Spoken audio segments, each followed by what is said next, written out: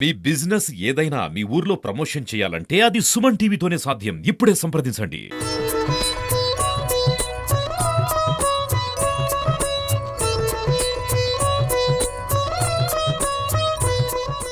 ప్రకాశం జిల్లా నాగులపాడు మండలం పోతవరం గ్రామం అనే గ్రామంలో వేంచేసి ఉన్న వివరాంబ సమేత మల్లేశ్వర స్వామి వారి దేవస్థానంలో ఆశ్రిత శుద్ధ పాడ్యము నుంచి నవం వరకు దేవీ నవరాత్రులు 9 రకాలుగా 9 అవతారాలతో ఆ వివరాంబదేవి తల్లి దర్శనమిస్తుంది. తదుపరి దశమి అనగా విజయదశమి ఆ రోజు సాయంత్రం ఆ మల్లేశ్వర స్వామి వారు పారివేటగా గ్రామోత్సవం జరుగును. తదుపరి కార్తీక మాసంలో కూడా ఇదే రకంగా ప్రతి నిత్యము స్వామివారికి అభిషేకాలు, తదుపరి సాయంత్రం ఆ నెల రోజులు భజన కార్యక్రమాలు జరుగును. అదేవిధంగా శ్రావణ మాసంలో కూడా ఆ శ్రావణ శుక్రవారాలు 4 శుక్రవారాలు కూడా అమ్మవారికి ఎంతో జయప్రదంగా జరుగును. 2వ శ్రావణ శుక్రవారం రోజు వరలక్ష్మి వ్రతం చాలా వైభవంగా జరుగును.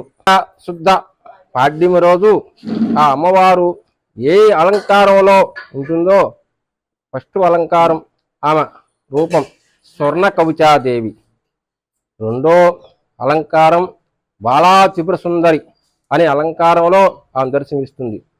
3వ అలంకారంలో ఆమె దర్శనం గాయత్రీదేవి, 4వ అలంకారంలో లలితాదేవి, 5వ అలంకారంలో అన్నపూర్ణాదేవి, 6వ అలంకారంలో లక్ష్మీదేవిగా, 7వ అలంకారంలో సరస్వతీదేవిగా, 8వ అలంకారంలో దుర్గా, అష్టదుర్గా, నవదుర్గా రూపములో, 9వ అలంకారంలో మహిషాసురమర్దని రూపములో, అదేవిధంగా ఈ 9 అలంకారంలో ఆమె దర్శనమిస్తుంది. ఈ 9 రోజులుగా ఎంతో ఇదిగా ఎంతో వైభవంగా దర్శనమిస్తుంది.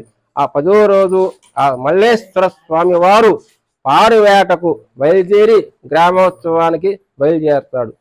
మల్లేశ్వర స్వామి వారి పూర్వ వైభవం ఎన్నో కొన్ని వందల సంవత్సరాల నుంచి వివరాంబ సమేత మల్లేశ్వర స్వామి వారి గుడి ఇక్కడ వెలిసి ఉన్నది. మరలా ఈ గుడిని నూతన వైభవంగా 17 సంవత్సరాల నుంచి నిర్మించారు.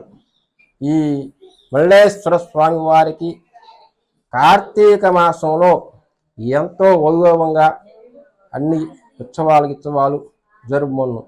ఈ గుడి కట్టే విధానానికి మన గ్రామ ప్రజలు చాలా సహాయపడ్డారు.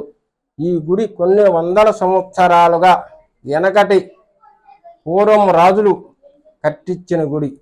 అదేవిధంగా మరల 17 సంవత్సరాల నుంచి మన ఊరిలో గ్రామ భక్తులు గ్రామ ప్రజలు మరలా దీనిని నూతన పూర్వంగా నిర్మించారు గుడి.